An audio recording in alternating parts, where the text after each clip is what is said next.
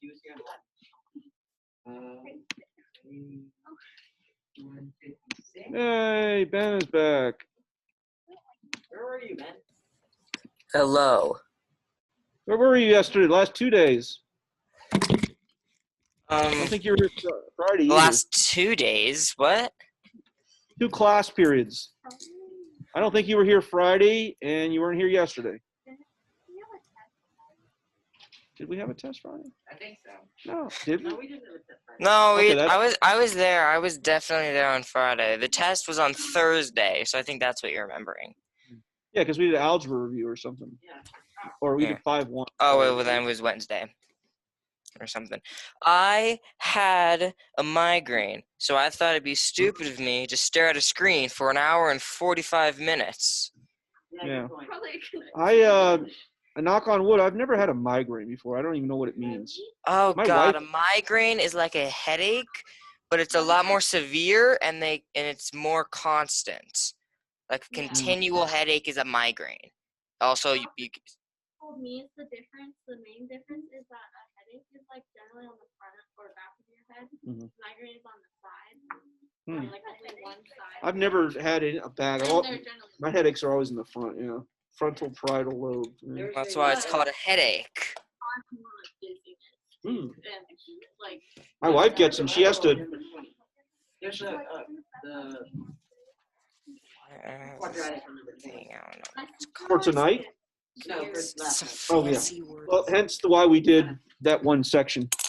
yeah, my sister always gets really bad. My wife has to go into the bedroom, close all the window, or close everything off, turn off the lights. She sits there with an ice pack on her head, and then she says, "The house has to be silent, no noise." Yeah, my sister passes out. Oh wow. Well, if that's all it takes, throw up. Although sometimes it's hard to tell whether she's passing out from that or because she also has like a heart condition. Oh, that's scary. So both. So she passes out. Wait, are you talking about last night's homework? What did I give you? 115. I think So you she's just said saying- 20 was a quadratic. Yeah, I know. I was Oh, gotcha. I was just saying, because you said they were going to do no quadratic. Eventually, yeah, I could have assigned that one, but the reality was it wasn't that critical lesson. All right, questions? Yes, number 15. Which is 15? Which proof is that? It was a paragraph proof. And we also had to do Theorem 5-6, but it wasn't on the homework, so What do you mean? it wasn't actually assigned on the It homework wasn't? itself. No. 5-6, yeah. 5-6 wasn't on it. Well, it was technically 10. No, Yeah. that was Yeah, that's 10. That literally is 10. Didn't say it. I was like, I thought It for says sure. in the following. Oh, well, okay then. Yeah. But then it just gives you the whole proof. It does, and there's not much thought process behind it, right? All right, 15. So we got this weird looking thing. It's a parallelogram with stripes or something. I don't know. There, and then middle to corner. Yeah, middle to corner. All right, middle to corner. And you got A and B. And D and C. Okay. You said 15, right? Yeah, and it's paragraph. Sure. So all we do is just use You can words. also do it, but Right. it's kind of rough, and I figured it would take a long time. So the whole darn thing is a parallelogram. So I'm just gonna, even before I read the rest, let's just mark what we can. So if it's a parallelogram, then that's congruent to that. Top is congruent to the bottom. That's gonna be congruent to that. And I don't know if we can use that or not, but that's gonna be congruent to that. Yeah. Okay. AN bisects this angle. Oh, I know how to do it. All right, so if it bisects it, then I'll go like that. And Oh, that's false because then you're saying that NA. I gotta take that off, yeah, sorry. But what we can do is, yeah, we do it like that. In CM. And CM, oh, well, they're making our lives harder, right? 1, 2, 3, 1, 2, 3. Okay, But we know that 2 equals 3. The total sum of these two equals sum. So therefore, they're congruent. The whole thing. I don't know if the individual pieces parts are congruent, right? Well, they have to be. 'Cause if I say- But they have to be. Well, no, I'm saying that's true for this. But what I'm saying is, let's just say that this is, I don't know, I'll make up a number 80. Well, then we know that other thing has to be 80, right? And then if you have half of But them, if then that's half of it, 44, well, then the other one's got to be 44. Right, So that's what I'm saying. therefore, we can say that the individual pieces, instead, we can go to 2 tick marks. that is congruent. That's part of the proof, though. And then what are we supposed to prove? NAMC. So the middle thing is a parallelogram. Well, clearly you got opposite right here, right? So that's halfway there. We Okay. need to prove that ANC is congruent to AMC. Maybe we can say something about this triangle, then be able to say something about this side, that side. Why would you want to do that? Because if by CP/CTC, we can say, because we've got to show that the middle thing's a parallelogram. You don't have a line in the side. You don't have a side in an angle. Well, we have a side, and we got ASA, buddy. Right, Yeah. but those 2 triangles are congruent, I know. So therefore, then I can say, what are we, tick marks 2? So that's congruent to that. So, The homework It isn't an action because I already have the homework. well, That doesn't prove the point. Wait.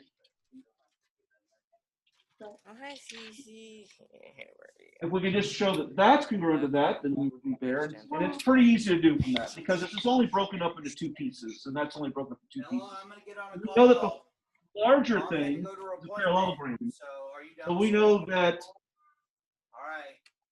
no, I can't say that. Oh, yeah, we can. Yeah, we can, because CP/CTC, then therefore 1, 2, 3, 1, 2, 3. Okay. So therefore. So the therefore, keywords- those 2 are congruent and we're done. Why? Because it's the only opposite part sides are left. congruent. Because the whole thing is a Oh. parallelogram, so the whole thing is congruent to the whole thing, and I just showed that piece is congruent to that piece. So yeah, show the 2 triangles congruent, and then that's where it falls in from there. There might be a different way. The book doesn't tell me how they want to prove it, so I don't know. You can look in the back. It truly doesn't. Oh, that's an odd one. So somebody open up the back of the book, see what they say. Okay. Do they show something that ADN is congruent to? I actually opened up to it. 1 second. 15 is. Do they ever show that ADN is congruent to? DAB is congruent to BCD, so NAM is 1/2. Do they say AAS, or I'm sorry, ASA? By definition of a No. parallelogram, no. Okay, so we did it a different way then. So how do they do it? They do DAB equals BCD. We did that. NAM is 1/2 DAB and 1/2 B and NAM equals 1/2 DAB equals 1/2 BCD equals NCM and DMA equals NAM equals NCM. So AN and CM are parallel, and NA and CN and AM are parallel. So they're using alternate interior angles. Yeah. Okay. I like my one. Yeah. Okay. Anything else? 14? And you maybe erase it. Okay. I thought 14.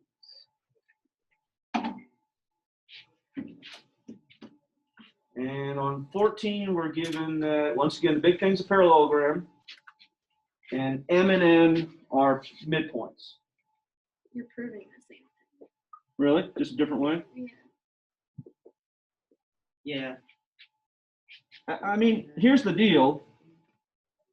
No, I can't say that yet. I was going to Yeah, say you that. can. No, I can't, because I don't know. Yeah, the big thing's parallelogram. No, the big thing's, but I can't say that I wanted to be able to put 1 tick mark there. I can't do that yet. Well, you Wait, can, but I you can see do. it now. But you can I do, see. because of opposite angles, you can do SAS. Yeah. And then Yeah. you can figure out- Then I can change it to see it 1 now. tick mark, right? Yeah. Okay.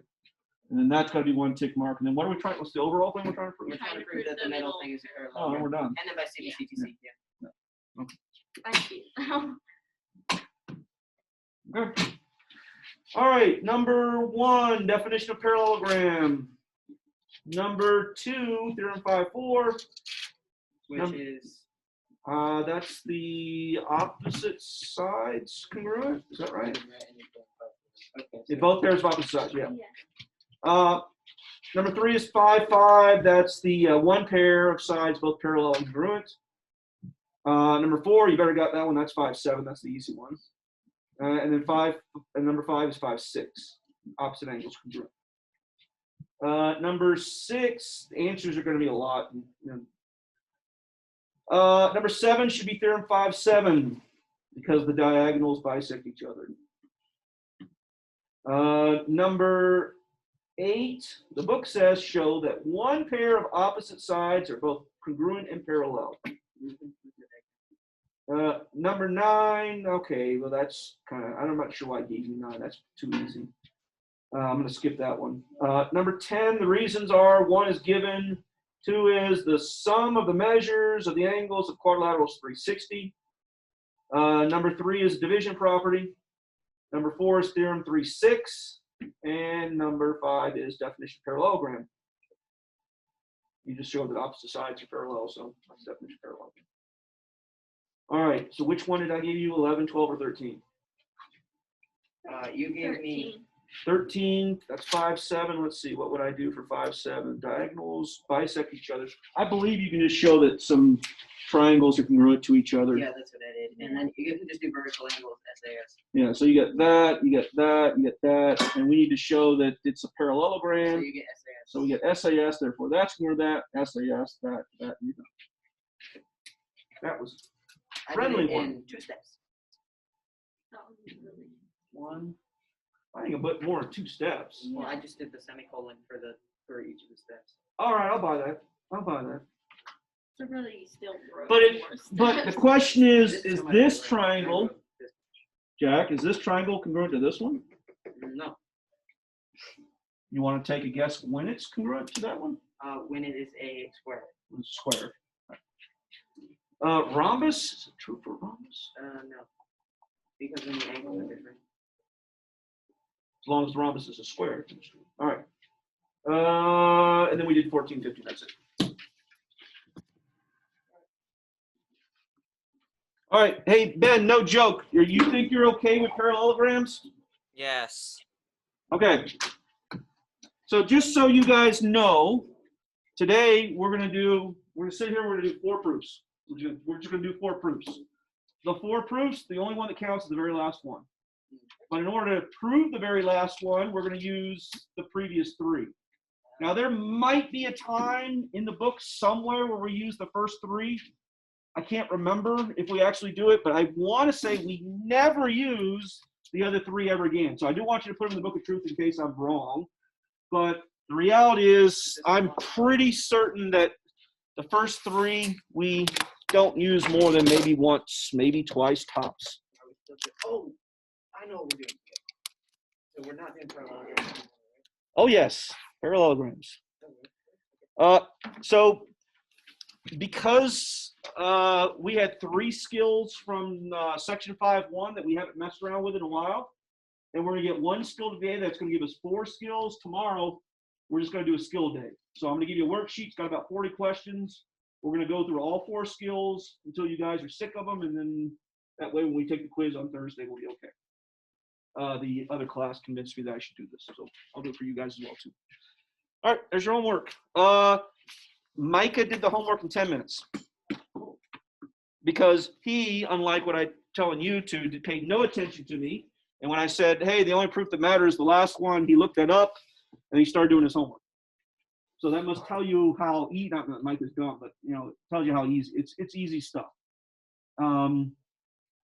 But remember, we're in geometry, you just can't believe anything I say, I gotta prove it to you, which is why we'll spend the entire class working on these 3 proofs so that we can prove something at the very end that is a useful proof. All right, so theorems involving parallel lines. Well, we already got some of that. What can you tell me about parallel lines and transversals? Alternate interior angles, same side interior angles, alternate exterior angles, corresponding angles, And same side exterior angles. although we've never proven same side exterior, it's pretty easy to prove, and we could do that. But yep, that's right. Okay. So these are really nifty proofs. I mean, like slick, slick, slick, slick. I could never do these proofs myself. Like, I don't think, you know, anybody but maybe a college professor could come up with these. Because what happens is you're stuck. And you're going to see what they do. And as soon as you see what they do, you're like, oh, okay, I can do it from here. But coming up with this is really slick stuff. Not the first proof, but you'll see. All right, so 4 proofs. So it's a couple of proofs that seem like so what and why would this be important? They are. The only one really useful one is the last one. And the so what's help us get to the last one. All right, so this is one you should be able to do. We have never actually proven this. We've never shown, we've said something that we measure distance between parallel lines perpendicularly. We said that. We've said that parallel lines never intersect. We've never actually proven that if you measure, you just select 2 points at random on one line that's parallel to another one, and then you measure the distance between the first line and the second. Well, the distances by definition should be the same. We've never actually proven that. We just stated that as a fact, as a part of the definition. Turns out it's pretty easy to prove, okay? All right, so what do you think? Well, how do you prove that AC is equal to VD in general? How do you prove that? What? Before that, you would have to say? As the triangles are congruent, so like draw a CB line. Well, even before, well, between that and the last statement, right? Well, what would you need? Well, you can't just say something is equal. Either I need numbers or I need. Well, how do you prove that 2 things are equal? There's 2 ways to do it. Either show me that 4 equals 4 or show that they're congruent, right? If we show that they're congruent, we can write definition congruency and we're done. So this is what we got to do. Now, I let period 1 or period 2 figure out what they wanted to do. I didn't prove it the way they did it, but you might want to do it the same way. What do you guys want to do?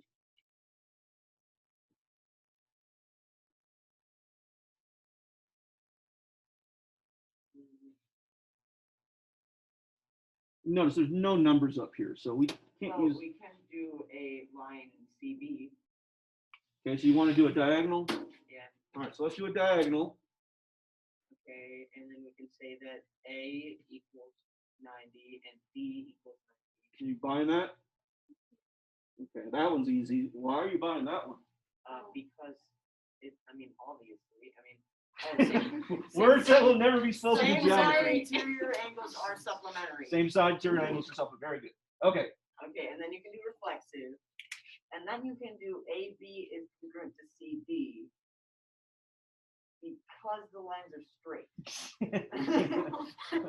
if you can say that because the lines are straight. Because it's parallel. Because it's perpendicular. What? Why am I trying to show you this picture? Alternate interior angles, maybe.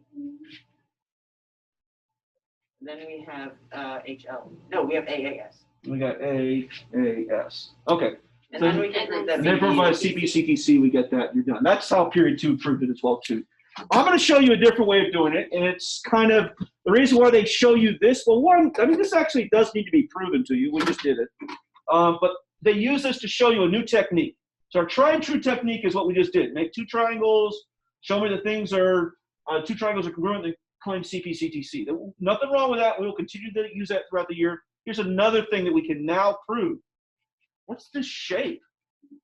Is a square.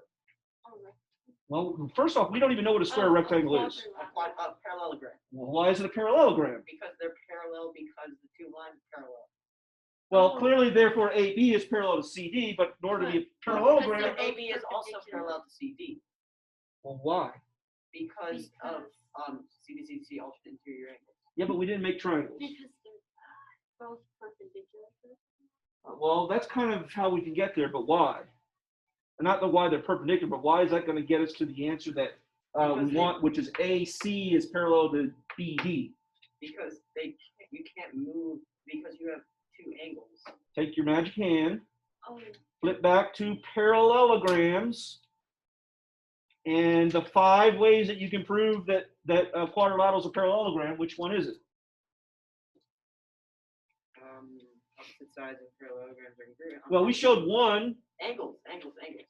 Well, how do we know the angles? Because of same side interior angles are supplementary, and or because opposite angles are. Yeah, but that's only if we know it's parallelogram. so then we can say the also angle. But he said 2 parallel lines cut by a transversal same side interior are, Supplementary. so that's 9, that's 9, that's 9. So therefore, opposite angles are congruent. I had to catch up to you. All right. So those two are 90, therefore, by the definition, or I'm sorry, by theorem, what is it? Opposite angles are congruent.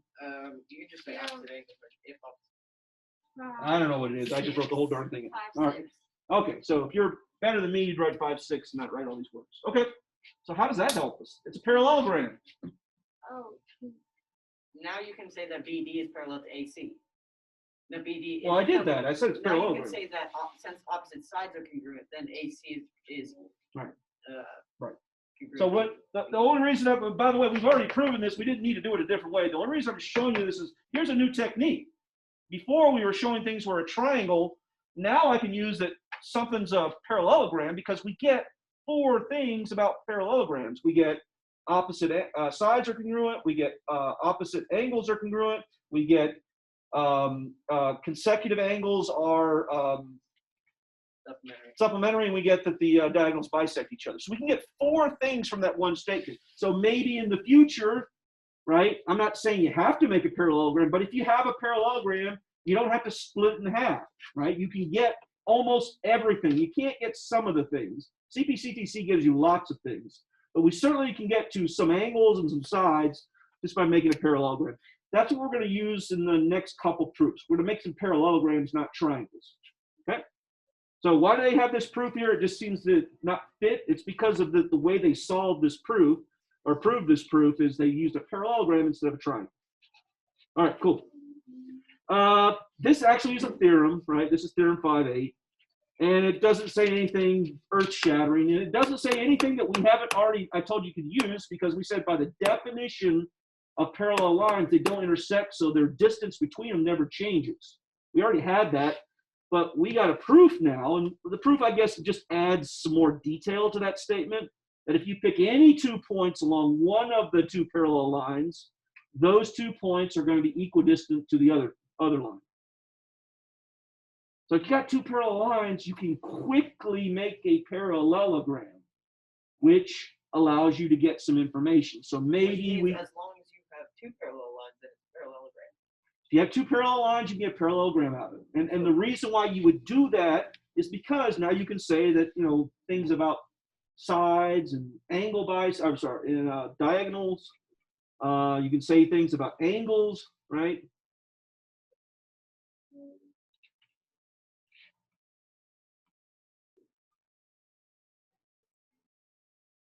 And the one neat thing is that even if you have 2 parallel lines, now granted, if we pick 2 points, right, we can set up the classic parallelogram like that. But if I go at this angle right here, and then I say from B, do that same angle and make another parallelogram, right?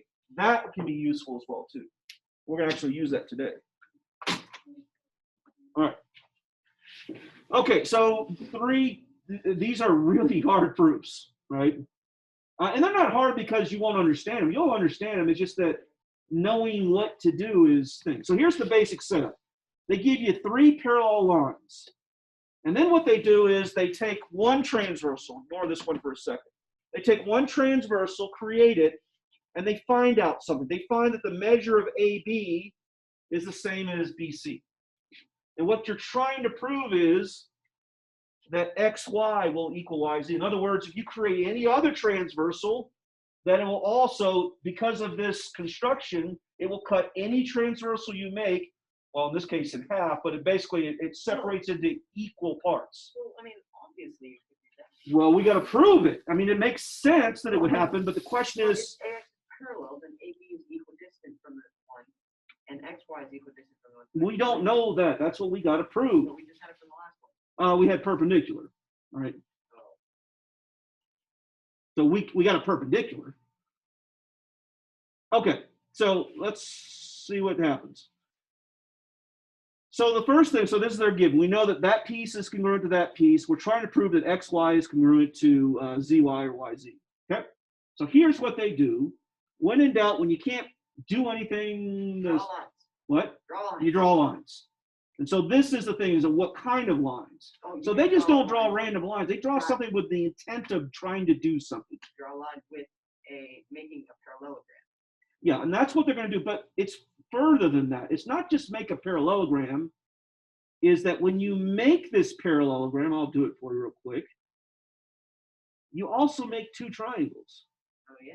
And so what their thought, I wish I could have come up with this, is that if you could show that these two triangles right here that we just made, by the way they constructed it is they said, look at this angle and make this one parallel to that one, and make this one parallel. They don't say anything about how long it is. They said just make this dotted line parallel to AB, make this one YS parallel to BC. Okay? And then what they said is if I could somehow show that these two triangles right here are congruent, then I can immediately say CP, that's congruent to that. Yeah. How is AC congruent to XR? We don't know that. Wait, it says it in the It statement. says parallel. When it oh, never mind. So the only thing you're given, I'll go back a step, is that. So you're given that you've got three parallel lines, and that when they're cut by this one transversal AC, that AB is equal to BC. So you get that. So what they say is make this auxiliary line from X down to a line BY, so that XY is parallel to AB, right? And then do the same thing for the next one, make YS parallel to BC. But they're not claiming anything about how long YS is or how long XR is. Well, XR is. Hold on. All right. So that's the setup. But their thought process is this. Notice we got a little parallelogram, we got a big parallelogram, we got two triangles. If I could somehow show that the two triangles are congruent by CP, we're done, X, Y, Y, Z. So that's what we're going to try to do. All right, go ahead. XR is congruent to YZ because AB is congruent to X. XR? XR is congruent to, no, sorry, YS. Why? Because AB is congruent to XR, is congruent to BC, is congruent to YS. Okay, but why? Because of opposite sides of a parallelogram are congruent. You see what he did there? So he said it, yeah, confused me, but he said that AB is congruent to XRY Because of opposite sides. because we got a parallelogram. Oh, by the way, we better say that, right? We got to first say that ABRX and CBSY are parallelograms. Is that true? Sure. Remember, we constructed, so that's parallel to that. That's parallel to that. And by the way, all three of these lines are parallel. So next statement is we got two parallelograms. Then Jack said that AB is congruent to XR because it's a parallelogram, so opposite sides are congruent. But this has one tick mark, so I put one tick mark here. Well, this has one tick mark, so I put one. Oh, so XR is congruent to YS. Let me catch up. Now, I put substitution, right? What I'm doing is I'm taking these two statements and just flip-flopping them around. Okay. And then you can say that angle 5 and angle 6 are congruent. Why? Because of corresponding. Can you say anything else about those angles? She said 5 is congruent to 6. I buy it. Corresponding angles. Yeah. What else? Oh, they're congruent. Oh, wait. Well, we'll stick with that. Well, 5 is congruent to 6. Got it. What else? Angles.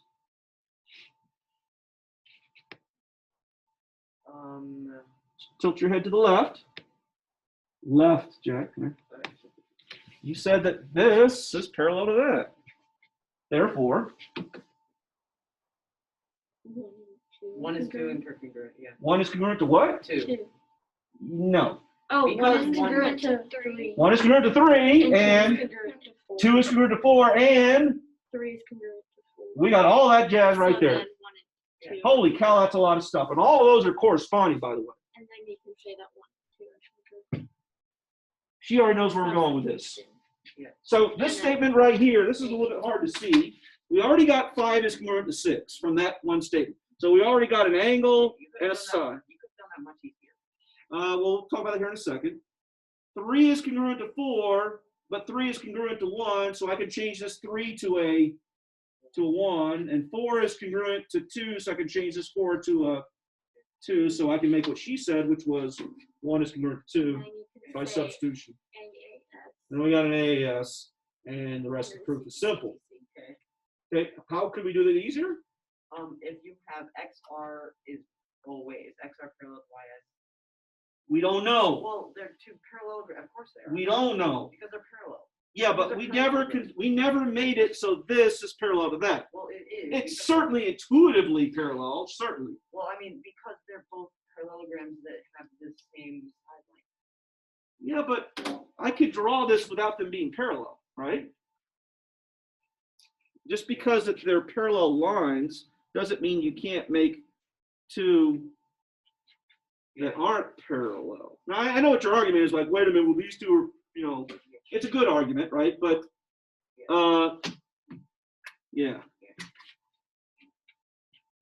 Okay, so that was pretty slick. Now, could I come? No way, Jose.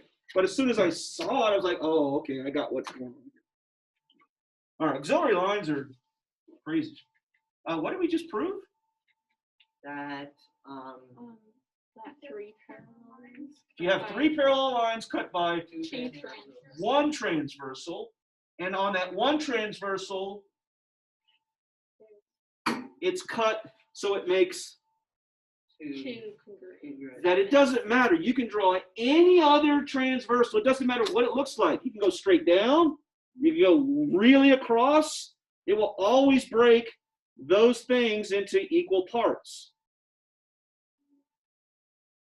Okay, that's going to be a long writing.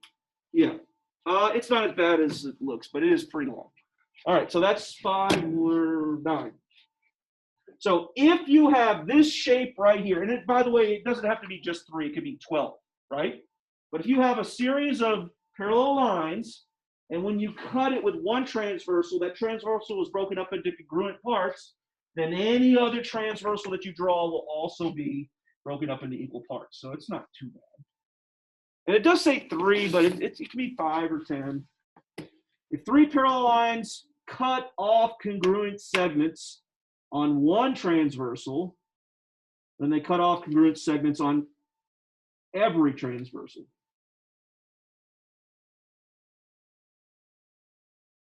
Theorem 5.9. I believe we use this at least one more time in the book, but I think only one more time. We'll use it today, certainly, but I don't think we ever use it again other than one more time.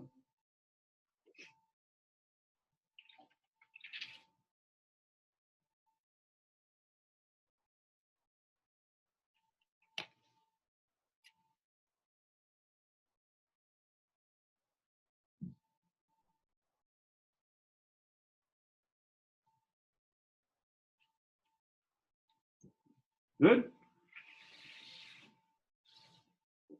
Okay. All right.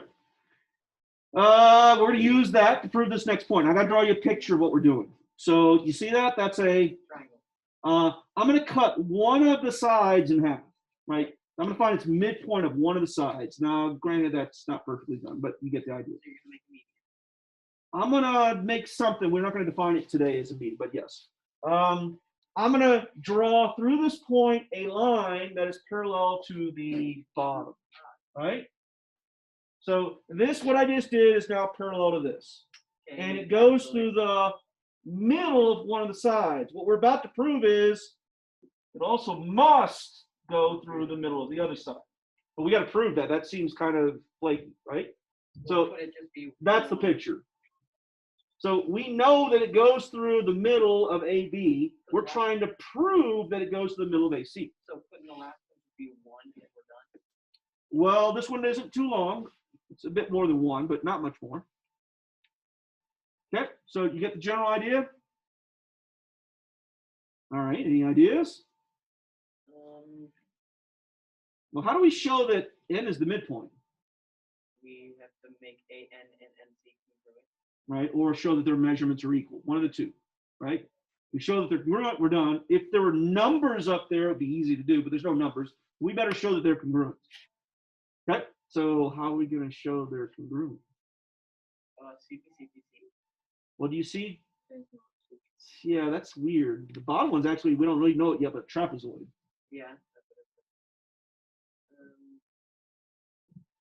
We could use one of the theorems we just did. Yeah, and how did we solve the last theorem?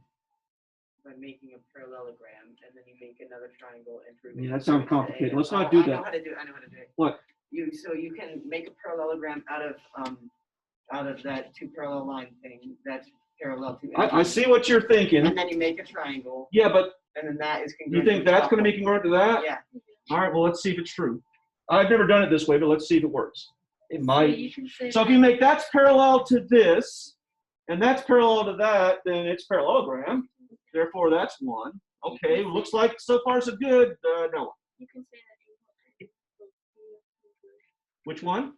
Angle N and angle C. Well, what do you call an angle N? A and Angle N, A and angle N, because of corresponding. Okay.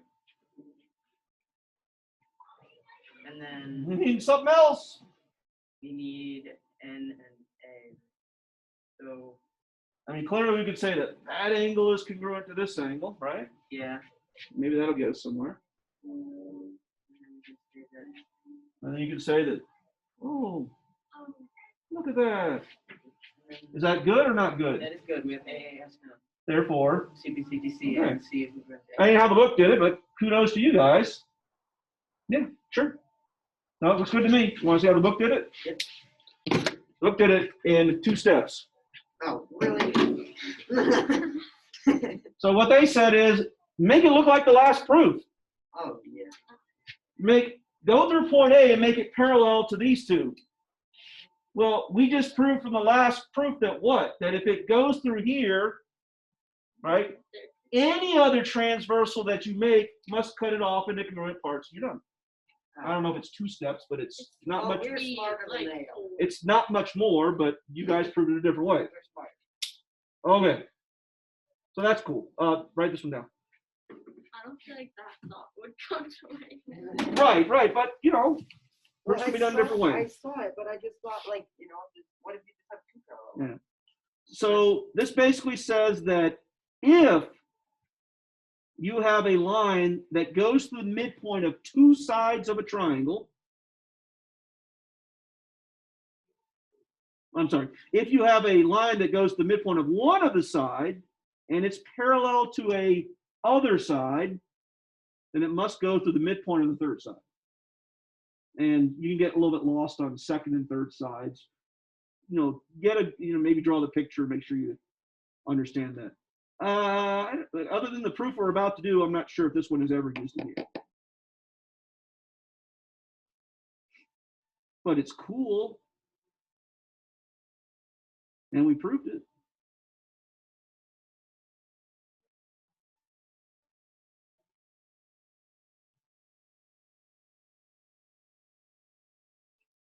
A line that contains the midpoint of one side and the line is parallel to another side, then it must pass through the midpoint of the third side.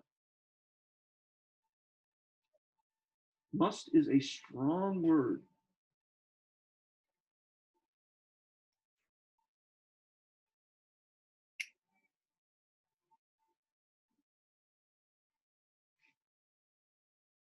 Good? All right, so all of this leads up to the final proof, which is the one that we will get something from. Most useful one. So here's what I'm trying to prove. This one caused me problems in high school. Not to do it, but visually I never bought it. Here's what it's saying. Is if you have that line that goes to the midpoint of 2 of the sides, it's half as long as the third side. Does this look half as long as that? Now, if you actually measure it,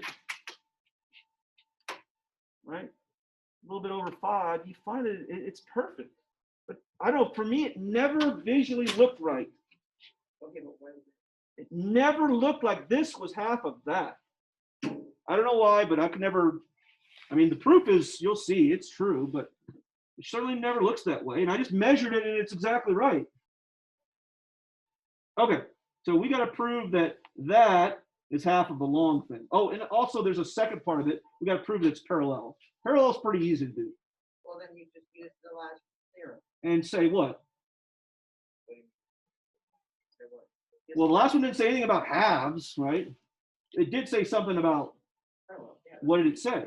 You say if two. Oh, you just use it. You use it if it goes through 2 midpoints.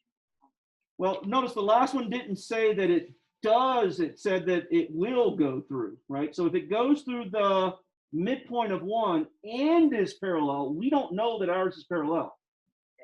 Oops, sorry, wrong way. We do know that it does go through the midpoint, but we don't know that, oh, it goes to the midpoint on the other side. So here's the logic, and it's kind of wrap your head around type logic. We do know that there is a line, right, that goes to the midpoint that is parallel. Let's say it's that line, right? Let's say that the red one I just drew is parallel to this one. Clearly it's not. But the last theorem said that if you draw a line through here that is parallel to the third, where must it go? So the only way I get it back to there is to curve it back here. That violates our idea of a line. So that's how we get to the fact that there's only one line that could possibly be, and it's the one that we just drew. So this is, I don't know if you remember what the parallel postulate. Parallel postulate said if you have a line and a point that's not on the line, there's only one line that goes through that point. You know, by the way, there it is. Okay? So that was the easy part of this proof. We got it. Well, this was actually medium. We got to get some numbers because we got to take half of something. There's no numbers up there. There's just tick marks. So now that we have that, we can make a parallelogram. Okay. Well, that seemed to be the flavor of the day, right? Making parallelograms. Where do we want to make a parallelogram? From N to BC. All right. Now they're going to pull a tricky one on you, and they're not going to make a parallelogram. They're going to make They're going to connect N to B. nope, C. No. right here. The midpoint of BC. And that's what they're going to do. I don't know if it's a parallelogram, but I do know it goes to the midpoint, Smart. right? So you just prove it's parallel. So we know, therefore, if this goes to the midpoint of L, what do you know about BL and LC? That they're Okay, so I'll put, what, 3 tick marks? well. Wait. And remember what we're trying to do. We're trying to show that this is Congruent to one. half of that. If we could only show that, we would be done. We have to do a little bit of algebra, then we would be done. Can you show that MN is equal to BL? You said that-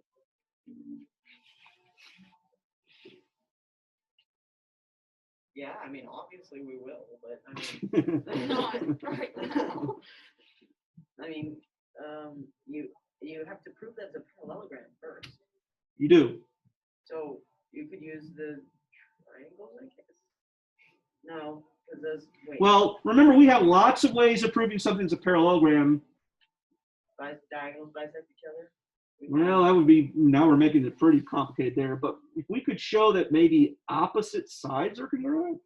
Yeah, but then we wouldn't even have to know it's a parallelogram because then we already have MN is congruent to BL. Yeah, agreed. So the trick is just showing that MN is equal to BL. So here's the trick. Turn your head to the right. You see this line? You see this line right here? Are they parallel? Yep. Why? Because,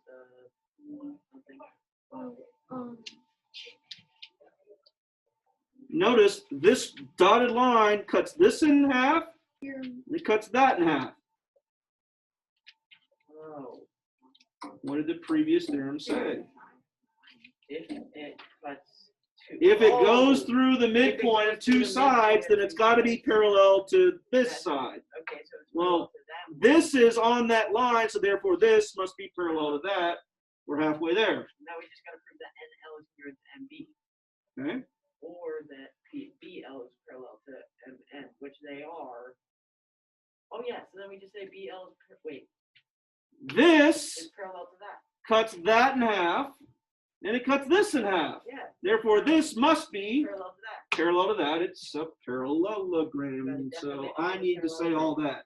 So we get that that's parallel to that. I guess I could do this with a semicolon, right?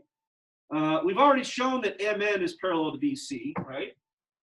So therefore, the opposite sides are parallel. Therefore, by definition of parallelogram, it's a parallelogram. So if we say that MN is congruent to BL. So now we can say that MN is congruent to BL. Now, how do we finish the proof? how we say that MN is congruent to 1/2 BC because of the definition of a midpoint. We got to write that. How do we write that? MN is equals 1/2 BC. MN is not the midpoint. MN is 1/2 BC. Well, how? Because of the definition of a midpoint. No, the BL. definition of midpoint says Okay, that. fine. Okay, fine. BL equals 1/2 BC, and then you can do substitution. Okay, I like that one. So what'd you say? BL equals 1/2 BC. And No, you said that backwards. BL equals 1/2 BC. Yeah, okay. Oh, I That's what heard I it said. backwards. BL equals 1/2 BC. Yep. And then, No, and right. And if we really did it right, we'd have to change this to MN equals BL. Right. I chose to do it a different way. I don't like fractions, right? So I'm going to write Over 2. that MN, right? Because we just showed that they're equal, so they're congruent.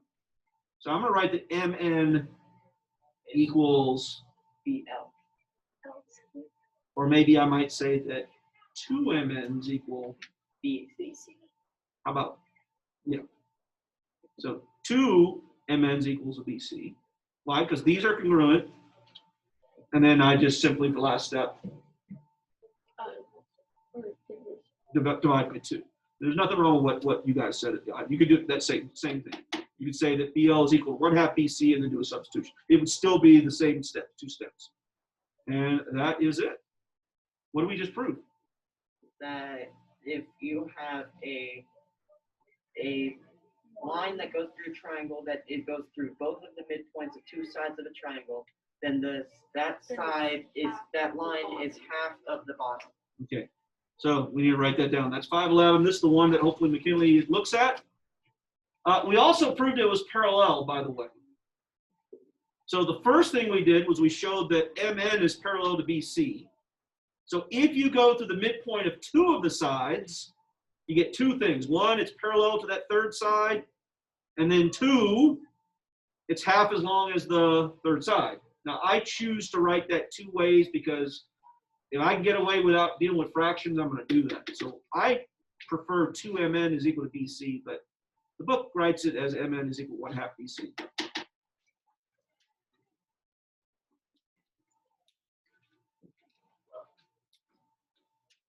And by the way, the entirety of the homework section is done with this one form.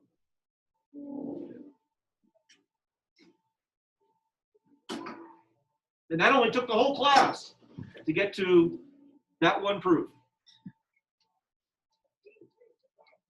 And it's a pretty simple proof, too. So there's a play called proof. There is. Can we submit? No, I'm saying there is, question mark. Oh, yes. It's about a math guy, but it's kind of sad, as all plays are. Well, all the movies about math people, the guy dies in the end or he goes psychotic. And Yeah, something like that. I don't remember. Goodwill Hunting, what's the other one? A Beautiful Mind. It's like, come on, give math people some credit for not being. I think this guy died Crazy. so he could do the whole, like his daughter's also a mathematician. Yeah. The other one is the famous one, and they always will say this. There's a very, very, very famous mathematician. He was also involved in the beginning of the computer age, and he was one of the guys that helped break the Enigma code during World War II, the German code. And his name's Alan Turing. He's famous for lots of things. One he's famous for is what's called the Turing test, and it will be broken in your lifetime. But the Turing test is, can you talk to a computer and not know that it's a computer type thing.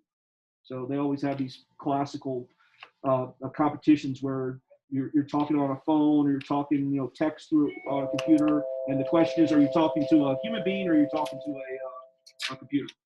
Yeah, I do. All right. Homework. You know, I copy down. Like I said, it was easy.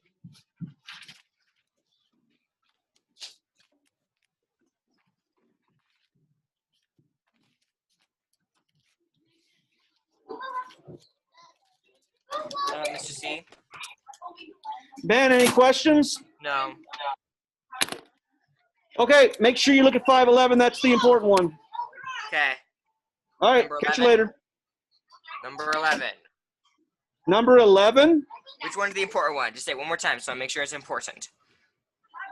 511 is the important one. Okay, good. All right. Catch you later. It's